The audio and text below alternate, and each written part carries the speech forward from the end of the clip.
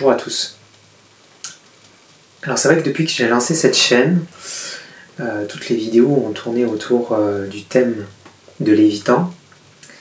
C'est un des thèmes de base sur lesquels je travaille et un des thèmes que je connais le mieux. Mais comme le nom de cette chaîne l'indique, l'alchimie du masculin, c'est une chaîne qui est destinée à parler du masculin, dans toutes les dimensions qui peuvent exister, parce que je pense que malheureusement les hommes, en général, n'ont pas forcément propension à se tourner vers l'introspection, ou alors ils ne le font pas forcément de façon juste. Et donc cette chaîne-là, elle est là pour travailler aussi ces questionnements qui font que les hommes se retrouvent dans des situations, ils ne comprennent pas ce qui se passe, ils restent dans cette inconscience pendant des années, sans jamais réellement se remettre en question. La plupart du temps, ce sont les femmes qui sont autour d'eux, qui les amènent à travailler sur eux. C'est pour ça que la plupart du temps, les changements le fait de se tourner vers l'intériorité, pour un homme, ça passe souvent parce qu'une femme va lui dire « Écoute, il faut vraiment que tu travailles sur toi parce qu'il y a quelque chose qui ne va pas. » Et alors quelquefois il n'est pas trop tard, et tant mieux, et quelquefois il est trop tard. Et je pense que c'est une des choses qu'on doit faire en tant qu'homme, c'est vraiment aussi se poser les questions et questionner réellement notre place, surtout par rapport au rééquilibrage qui est en train de se faire dans la société. Un rééquilibrage qui, déjà je le précise avant tout, me semble complètement nécessaire et juste par rapport à l'évolution de la conscience dans laquelle on est depuis quelques années déjà et qui s'accélère depuis peu. C'est pour ça qu'il n'y aura pas simplement des vidéos de coaching autour de l'évitement, mais aussi des vidéos et des interviews sur le masculin, sur la place du masculin, pour provoquer aussi des réflexions, pour provoquer éventuellement des débats. Alors tout ça, ça doit se faire bien sûr dans la bienveillance, parce que là j'ai déjà été obligé d'écarter certaines personnes qui avaient des discours agressifs. Ça par contre je ne le tolérerai pas. C'est un espace de parole, oui, mais avec respect. Voilà. Aujourd'hui, j'aborde un thème qui, pour certains, pourra être... comment je pourrais dire ça? Polémique. Pour ma part, ça n'est pas le cas. Parce que je suis tout à fait sûr de mon approche. Mais je vais la préciser quand même. Quand on parle du masculin et du travail qu'il y a à faire, et quand je vais aborder le thème de la vidéo d'aujourd'hui, c'est-à-dire le masculin castré, masculin castré, c'est assez fort comme terme, mais je pense que ça dit justement ce que peuvent vivre certains hommes. Alors, ma démarche, elle n'est pas masculiniste, je le précise par avance pour les personnes qui peuvent imaginer que je vais aller dans ce sens-là, ça n'est pas du tout le cas. Je pense que la remise en question des hommes et les problématiques qu'ils peuvent traverser sont justes. Simplement, c'est quelle réponse ils vont apporter, quelle réponse nous allons apporter au changement de la société. D'accord ? Et cette vidéo, elle participe de ce travail-là, à ce niveau-là. Là, c'est vraiment au niveau de la société, des hommes, de leur positionnement, des questions qu'ils doivent se poser par rapport à comment ils peuvent évoluer au sein de cette société et comment on peut justement, encore une fois, et je pense que c'est la chose la plus importante pour l'humanité, j'ai envie de dire, c'est réellement la croissance de notre conscience. Et donc, ce travail-là, à mon échelle, à mon humble échelle, il va dans ce sens-là. Voilà. L'introduction étant terminée, je vais maintenant entrer vraiment dans le vif du sujet. Le thème de la vidéo, c'est la castration du masculin et la crise du féminin. C'est lié. Et c'est très juste et c'est normal parce que c'est vraiment une énergie yin-yang et s'il y a une énergie qui change, l'autre énergie doit changer. Elle doit évoluer. Sinon, la roue du Tao ne tourne plus et à ce moment-là, il y a une stagnation et donc l'évolution ralentit. Le but, c'est que la roue tourne à la juste vitesse. Et donc, grâce à cela, on peut créer un équilibre, justement. C'est comme sur un vélo, c'est-à-dire si vous êtes sur un vélo et que vous ne roulez pas assez vite, il est très difficile de maintenir un équilibre. Il faut trouver la juste vitesse. Il y a une vitesse minimale pour que l'énergie que vous mettez dans cette roue puisse vous permettre de vous maintenir aligné et droit sur votre vélo. Pour moi, le sujet dont je vais parler aujourd'hui, il concerne autant les hommes que les femmes. Parce que la castration du masculin, elle a des conséquences sur la dynamique homme-femme et sur notre société. Quand on parle de cette crise du masculin, justement, ce qu'on oublie, c'est que cette crise, forcément, et de fait, elle impacte aussi profondément les femmes. C'est pour ça que beaucoup de femmes, aujourd'hui, on le voit, expriment une frustration face aux hommes. Et encore une fois, c'est juste. C'est comment on va répondre à cette frustration et comment on va répondre à ce questionnement-là. Ce qu'on entend aussi beaucoup, et les retours qu'on peut avoir des femmes, qui sont en général quand même plus élevés que les hommes, c'est que la plupart du temps, ils sont dans une énergie toxique, donc ils ont une tendance à être dominateurs et insensibles, c'est-à-dire dans un excès de yang, on va dire ça comme ça. Soit ils sont dans une énergie qui est trop féminisée, trop effacée, qui est déconnectée en fait de leur réalité propre et de leur puissance masculine. Quoi qu'il en soit, que ce soit l'ancien schéma ou le nouveau schéma, il n'y en a aucun des deux qui est valide et qui est valable pour que la roue puisse tourner, pour que les choses puissent changer. Alors, bien sûr, on est d'accord que dans cette remise en question, les femmes ont leur part. Mais là, ça n'est pas mon rôle de parler de cette évolution-là et de cette remise en question. Les femmes le font très bien de leur côté, entre guillemets, et nous devons rentrer en collaboration et faire le travail qu'on a à faire de notre côté. Parce que les femmes, par rapport à tout ce qui se passe, forcément, tous les repères ont été bouleversés et elles ne savent plus réellement où donner de la tête. Elles cherchent un masculin en face d'elles qui soit équilibré, mais elles peinent forcément à le trouver.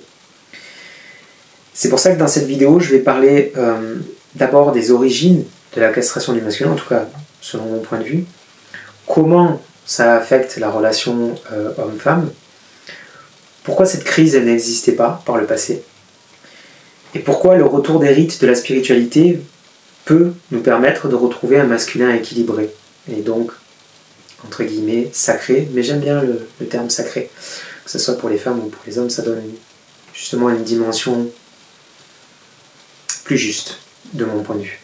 Comment les hommes et les femmes peuvent avancer ensemble vers un nouvel équilibre. Alors d'abord, d'où vient la castration du masculin? Le masculin, de fait, l'énergie yang, c'est une énergie d'action, de structure et de protection. D'accord? Sauf que, au fur et à mesure du temps, cette énergie, elle a été amputée de sa puissance. Et c'est ça qui amène aujourd'hui une crise d'identité masculine et tous les problèmes qu'on a et tous les excès qu'on peut avoir. Donc les masculinistes, les excès de pouvoir, les abus de pouvoir. On voit qu'il y a cette espèce d'ancien modèle qui est encore extrêmement présent de domination, qu'on peut voir notamment dans les mouvements qui existent. Par exemple avec les actrices qui viennent parler du mouvement MeToo et aussi de toutes les formes d'abus de pouvoir que les hommes perpétuent envers les femmes. De l'autre côté, vous avez des hommes qui ne tolèrent pas, qui n'acceptent pas, ne se positionnent pas forcément non plus, et qui, du fait de plein de raisons, que je vais expliquer par la suite dans la vidéo, sont effacées et finalement laissent aussi cette domination se perpétuer sans réellement rééquilibrer. Dans la société dans laquelle on vit, du fait de l'absence des pères et de la prédominance des mères, il y a l'éducation des hommes a changé. Ça veut dire que c'est ce qui est dit dans le film Fight Club. Quand on sait que dans les archétypes, dans l'imaginaire, le père représente la loi divine, Dieu. Quand on sait qu'il n'y a plus de père, il n'y a plus de repère. Alors bien sûr, cette problématique, elle existe pour les femmes, mais encore une fois, là, je vais parler réellement spécifiquement des hommes. Et ce manque de repères et ce manque de père fait que il n'y a plus de rite d'initiation qui pouvait être initié quelquefois par les pères, quelquefois par la société. Par exemple, vous aviez l'enseignement militaire, le service militaire, qui permettait de faire une forme de rite qui n'était pas la meilleure chose à faire, mais en tout cas, c'était une forme de rite qui avait sa place à un moment donné. Et ça a disparu.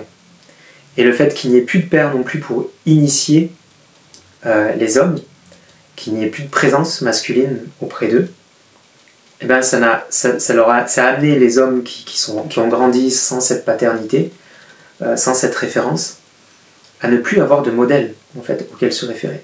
Alors certes, à l'époque, les modèles n'étaient pas forcément justes, sauf que là, il n'y a carrément plus de modèle. Donc comment j'existe en tant qu'homme, comment je me positionne, quelles sont les valeurs, quelles sont les choses que je peux mettre en avant. Le fait est que par le passé, il y avait un rôle qui était défini, et ce rôle, il n'est plus du tout possible de le jouer de cette façon-là, mais il y a des choses intrinsèques à la nature masculine, à l'énergie yang, qui doivent rééquilibrer l'énergie de la société. Et c'est là où il y a un problème à l'heure actuelle, encore une fois, de mon point de vue. Comment ça affecte la relation homme-femme ? Ça affecte les hommes qui n'ont plus ces repères-là, et les femmes non plus. C'est-à-dire que les femmes pouvaient avoir des repères et savoir qu'elles pouvaient s'appuyer au moins sur l'énergie masculine par rapport à telle chose. Je parle de l'énergie masculine qui est à l'extérieur, pas celle qui est en elles. Parce qu'à ce niveau-là, les femmes, elles ont fait ce travail-là. Elles ont récupéré leur énergie masculine, parfois trop, mais en tout cas, elles ont réussi à se connecter à cette énergie masculine et à évoluer, à prendre des responsabilités. Et tout cela, à ce niveau-là, se joue de façon juste, de mon point de vue. Le questionnement, il vient plutôt de la part des hommes. Parce que, aujourd'hui, les femmes, elles se retrouvent à être frustrées du fait d'avoir ou des hommes qui sont donc toxiques et avec un excès de dominance, ce qui fait qu'elles sont face à des personnes qui ont une forme d'insensibilité, qui peuvent être aussi parfois agressifs. Et ce type d'homme, qui incarne certes une forme de masculinité, mais en tout cas il n'est pas du tout équilibré dans sa puissance. Et il vit dans une forme de contrôle qui n'est plus valide et qui n'est plus valable aujourd'hui. De l'autre côté, elles peuvent être aussi attirées par des hommes qui sont plus modernes, dans une forme différente de masculinité. Et encore une fois, c'est l'exemple que je citais juste avant, c'est-à-dire les hommes qui n'ont pas eu de père présent. Et ces hommes-là, ils se retrouvent souvent à être trop effacés ou trop féminisés d'une certaine façon. Et comme elles ne peuvent plus être en relation avec des hommes qu'elles perçoivent comme toxiques, elles se mettent avec des hommes qui sont moins dangereux d'une certaine façon, mais qui par contre sont des hommes qui n'assument pas leurs initiatives, qui n'assument pas leurs désirs, et qui par divers moyens n'assument pas et fuient même les responsabilités dans la relation. Donc il n'y a plus du tout d'équilibre possible. Donc les femmes, forcément, dans ce positionnement, qu'est-ce que je fais ? Je reste seule. Ce qui paraît logique d'une certaine façon. Si l'autre ne peut pas m'apporter ce qu'il est censé m'apporter, qu'est-ce que je fais?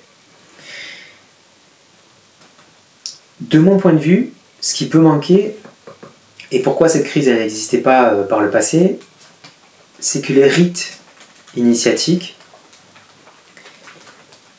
qui existaient permettaient de transformer la force en quelque chose de maîtrisé, de constructif.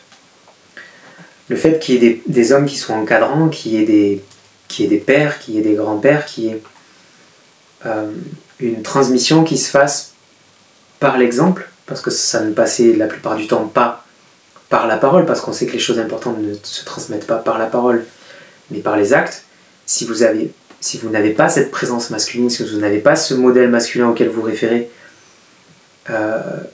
ou si vous l'avez que trop peu souvent en tout cas, vous n'avez pas ce cadre vous-même pour évoluer, pour grandir, d'avoir ce tuteur qui vous permet de vous donner la direction dans laquelle aller pour trouver cette masculinité équilibrée. Les rites qui existaient, alors qui peuvent exister ou qui pouvaient exister jusqu'à un certain point dans le sport, dans certaines choses comme ça, ont disparu. C'est-à-dire que les rites, ça permettait de canaliser la puissance en étant dans le groupe. Ça permettait aussi d'assumer la responsabilité sans tomber dans l'excès de force ou de contrainte. Ça permettait aussi d'apprendre à être protecteur, oui, mais pas être oppresseur. Les rites, ils ont disparu. Et les hommes d'aujourd'hui, ils n'arrivent pas à savoir comment maîtriser cette force-là. C'est pour ça que la complémentarité homme-femme était plus évidente dans les sociétés traditionnelles. C'est pour ça qu'il y a certaines personnes qui veulent revenir à ce modèle ancien, sauf que ça ne fonctionne pas. Quand on évolue, on ne peut pas revenir en arrière, ça ne marche pas. Même s'il y a des personnes qui jouent ce jeu-là et qui tentent de revenir à ce modèle, vous sentez bien que dans la société, il y a une scission profonde entre ces modèles traditionnalistes, qui peuvent attirer certaines personnes parce qu'il y a des choses qui sont justes dans les manques qu'on peut vivre en tant que femme et en tant qu'homme. Donc les hommes par rapport au modèle, les femmes par rapport au fait d'avoir quelqu'un sur qui s'appuyer, bien sûr qu'il y a des manques. Mais le tout, c'est d'être créatif et de réellement retrouver ce qui est juste, qui pouvait exister, ce dont on peut se nourrir, et comment on peut faire évoluer cette forme-là. Et comment on peut faire évoluer le masculin. Le fait est que dans les anciennes sociétés, les rôles étaient donc plus définis. Donc l'idée, c'est pas d'idéaliser ce qui se passait, mais simplement de savoir qu'effectivement, il y avait un cadre qui était forcément beaucoup plus structurant. Chacun pouvait savoir et connaître la place qu'il pouvait y avoir. Pour moi, encore une fois, une des solutions qui s'offre, je pense, et ce que je peux percevoir dans le milieu de la spiritualité au sens large, c'est qu'il y a de plus en plus d'hommes quand même qui ressentent le besoin de trouver leur puissance, mais qui essaient de la retrouver de façon saine. Et c'est ça qui n'est pas évident. C'est pour ça que on commence à voir, depuis quelques années déjà, mais les cercles d'hommes. Je trouve que c'est pas encore assez répandu, que c'est pas encore assez connu et facilement accessible. Je trouve qu'on devrait pouvoir avoir une communication plus ouverte à ce niveau-là. C'est pour ça que sur cette chaîne, d'ailleurs, je vais aborder ce sujet. Je pense qu'à un moment donné, à terme, il y aura aussi des cercles d'hommes qui pourront se dérouler, qui seront en relation avec l'alchimie du masculin. Mais je pourrais aussi relayer les cercles d'hommes qui ne sont pas en rapport forcément direct avec la chaîne, mais qui me paraissent être justes. Voilà. Il y a tout ce qui est lié à tout ce qui est corporel, parce qu'en fait, ce qui peut manquer aux hommes qui sont trop dans leur énergie yin, c'est le fait d'être déconnectés jusqu'à un certain point de leur corps, de la nature, de leur essence propre.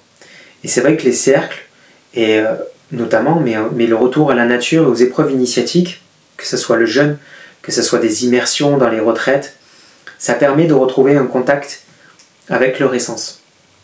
Et je pense que c'est important de pouvoir le faire. Pour vous donner un exemple vraiment personnel, brièvement, mais c'est vrai que la personne que j'ai trouvée la plus alignée avec sa masculinité, c'était mon grand-père maternel qui était bûcheron. Alors ça fait un petit peu comme ça peut paraître assez cliché, assez archétypal, mais réellement, alors, il a réussi à se rééquilibrer au fur et à mesure de sa vie. C'est-à-dire qu'au début, c'était quelqu'un qui était très silencieux, mais moi, quand j'ai eu la chance de le rencontrer adulte, plus tard, et qu'il était qu'il avait réussi à intégrer aussi sa part féminine, c'est-à-dire ne serait-ce que par le dialogue, par la parole, on a pu avoir des échanges réellement très nourrissants, et il m'a apporté justement cette force tranquille à laquelle je pouvais me référer, et je trouvais justement que cet équilibre, il le trouvait aussi dans la nature, et qu'il assumait simplement sa masculinité sans être dans quelque chose de trop mentalisé, justement. Parce que le fait de perdre cette source d'instinct masculine, ben ça nous décroche, ça nous décolle de notre essence masculine. Voilà. Il y a aussi le travail qu'on peut faire au niveau du travail spirituel. Et c'est un peu ce que je fais déjà là sur cette chaîne. Ça veut dire les questions qu'on peut se poser juste pour remettre les choses pour changer la perspective qu'on peut avoir. Parce que souvent ce questionnement-là, les hommes ne l'ont pas, ne le font pas. Ils vont le faire éventuellement dans le cadre du couple, mais pas forcément entre eux, entre hommes. Alors que justement, ça pourrait être réellement la façon qu'on pourrait avoir de rééquilibrer les choses, comme les femmes savent le faire de leur côté. Et il ne s'agit pas de copier ou d'utiliser exactement les mêmes stratégies, mais simplement de pouvoir s'en inspirer parce que, une fois de plus, pour moi, elles sont en avant sur le chemin spirituel.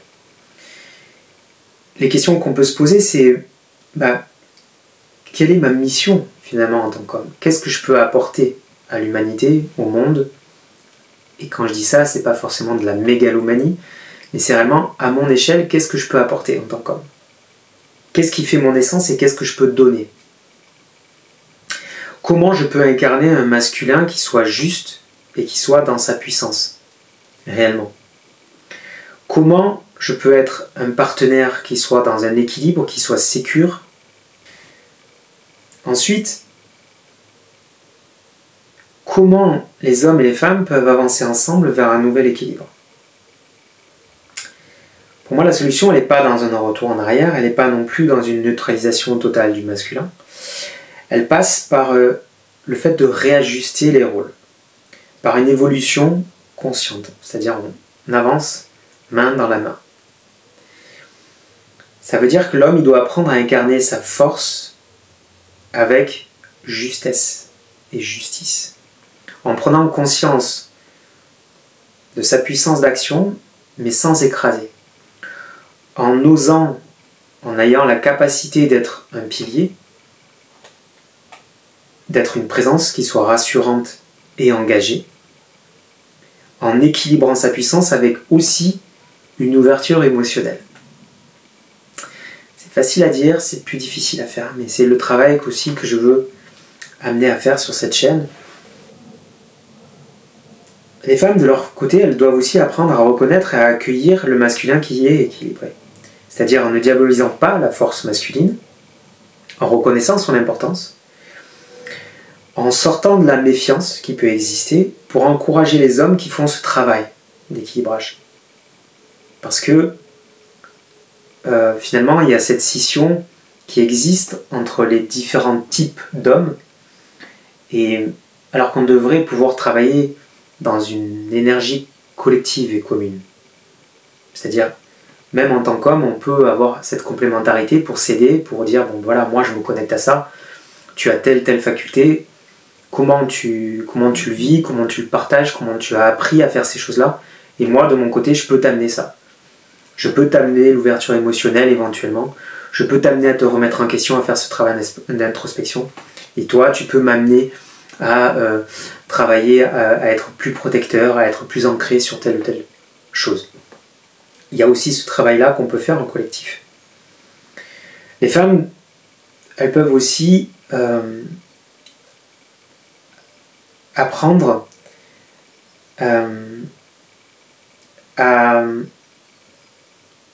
dans ce rééquilibrage-là, à retrouver leur énergie féminine, à se fier à cette énergie féminine pour laisser aux hommes qui sont équilibrés leur part masculine. Parce qu'une fois de plus, si vous avez une personne qui est dans une forme d'indépendance, donc un monde à elle seule, ben on a besoin de personne.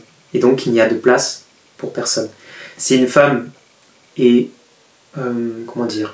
dans une énergie masculine très affirmée, de fait, il n'y a pas de place pour qu'un homme puisse, lui, intégrer cette place-là dans le couple.